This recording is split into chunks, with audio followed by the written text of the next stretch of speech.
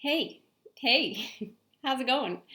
There's something that's been on my heart a lot lately, and it's come up in different conversations recently that I've had with just different people in different ways. And so I thought, maybe I should get around to writing a blog post about that. It's been a while since I've had the capacity to sit down and write. But I couldn't sleep last night, and I felt like the Lord was like, no, I want you to sit down in front of a camera and do it this way. So, so here I am. That's what this is. So the thing that's been on my heart a lot, and again, it just kind of keeps coming up in conversation, is around this whole concept of disappointment. Disappointment that just rocks you. And if you know my story, you know about all that I know all about that. So I just feel like maybe it needs to be talked about more, or maybe I can offer what I've learned working through my disappointment. And if it can be any help to anybody who might hear this or watch this, then even if there's just one of you out there and this is for you, then that's great. So when I say like disappointment, it's not like minimal disappointment. It's not like something kind of, I don't know, insignificant didn't go your way, or something that maybe seemed like a big thing one day, but then like later on, you're like, oh, that wasn't a big deal. And I can't really think of any good examples off the top of my head right now, but that's not the kind of disappointment that I'm talking about, because I think we all have things that disappoint us, right? But what I'm talking about is the kind of disappointment that just like rocks your world, rocks your faith, and just pushes you to the edge, and you don't know how your faith rebounds from something like that. Whether it's, in my case, it was a fertility struggle, maybe other things you might be going through. Maybe it's a medical diagnosis. Maybe it's something going on with one of your kids that you've been praying for, and it just doesn't seem like it's going the right way.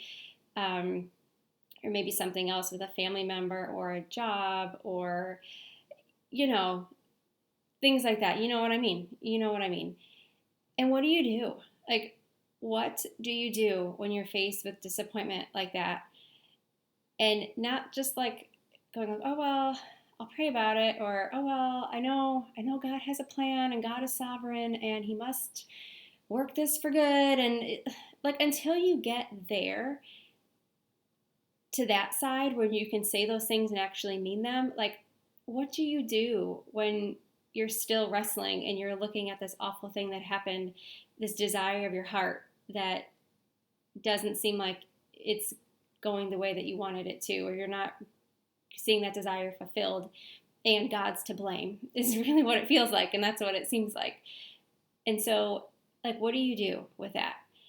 And in my story and in my example of my life, like, I ran from God because of it. Like, I didn't want to have anything to do with Him, and my whole faith started to become unraveled because of just multiple, like, intense disappointment, like time and time again. And it just hit a point where I hit my breaking point, and I broke. My faith broke. Um, and but it didn't stay broken. And through a long season of rebuilding, again, if you know my story, I've learned a lot over since then. That was almost 12 years ago now, I think, or something like that. And anyway, what am I trying to say? I'm trying to say that if you're at that point right now where you feel like you are about to bail on the faith because of disappointment, or you maybe just got some news that you are like, whoa, this just totally changed who I view God, my whole like faith system, this whole Christian thing. Like, if you're there teetering on the edge and you don't know how you can reconcile your faith with whatever it is that just happened, I know you're going to be tempted to run from God. And honestly, maybe nothing I say will stop you. Maybe that is the road that you need to take. I hope that it's not, but it was the road I had to take. So I'm not, clueless enough to think that like somebody else wouldn't choose that path. However, I know they say because I heard this a lot. I know they say that time heals all wounds, but it doesn't. It doesn't. Not really. It gives you distance and maybe it numbs the pain, but I don't think time heals all wounds. Um, I think if you don't heal properly from certain wounds, they're just going to fester and they're never going to go away. And so that's like the bad news. The good news is, though, is that while I don't believe that time heals all wounds, I do believe that God heals all wounds. All wounds. And that might not be encouraging for you right now, depending on where you are and maybe what's going on in your life. And God might be miles behind the last person you would want to talk to or even consider involving in your life right now because of what just happened. But He's the only one who can fix it. Even if you think He caused it, even if you think it's His fault, He can heal that wound, whatever it is. Time won't heal it. You might think it's healing it, but the actual deep down level of healing that needs to take place in your heart, God has to get in there and do it. And so as I worked through my pain and I worked through my disappointment, there came to a point where God asked me a question, and I'm going to pose it to you for something to consider.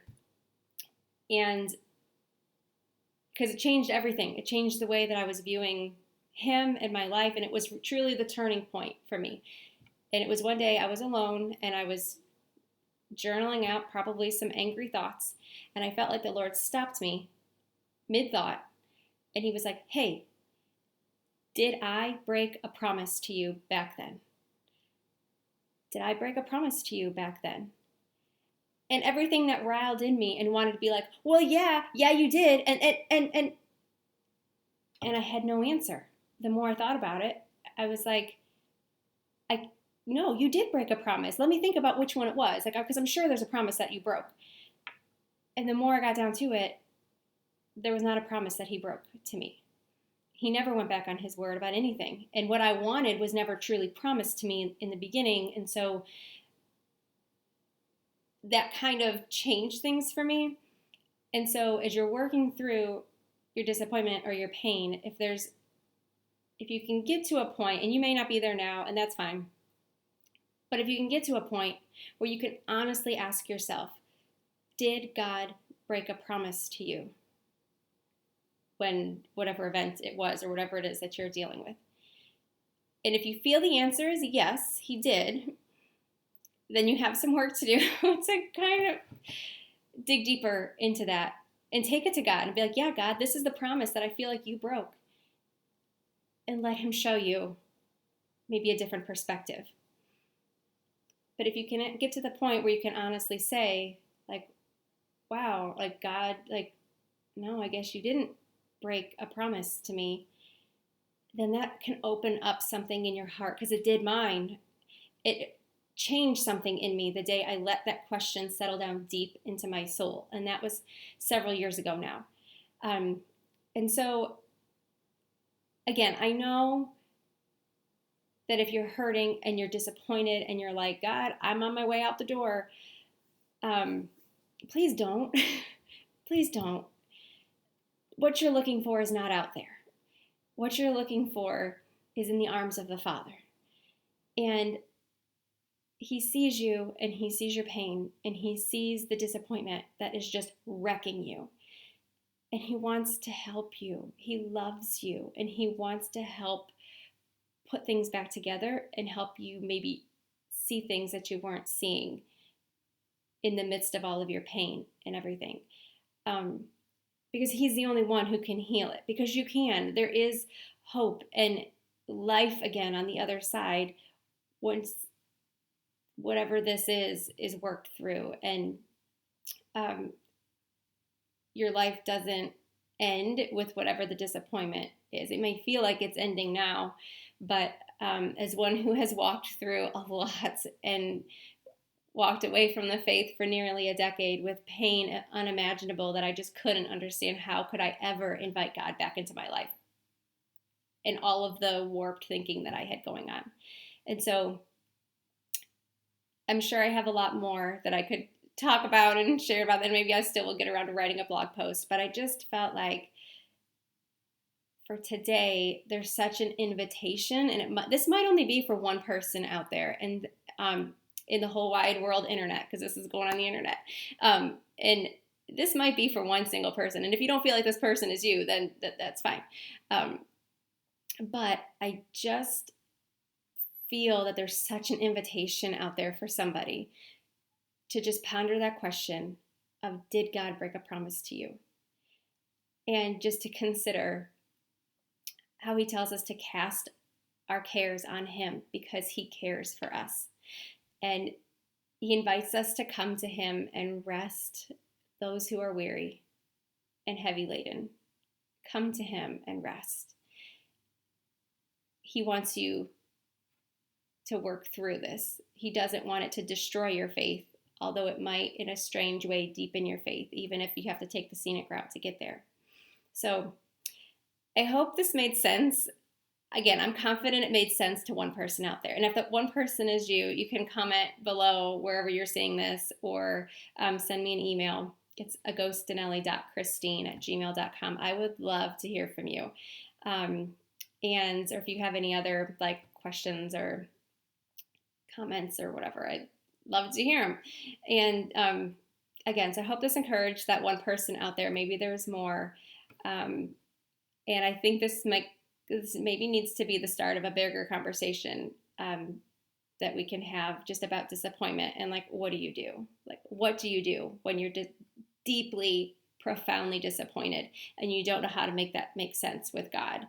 And so, okay, friends, hope you have a great day. And yes, I'd love to hear from you. Bye.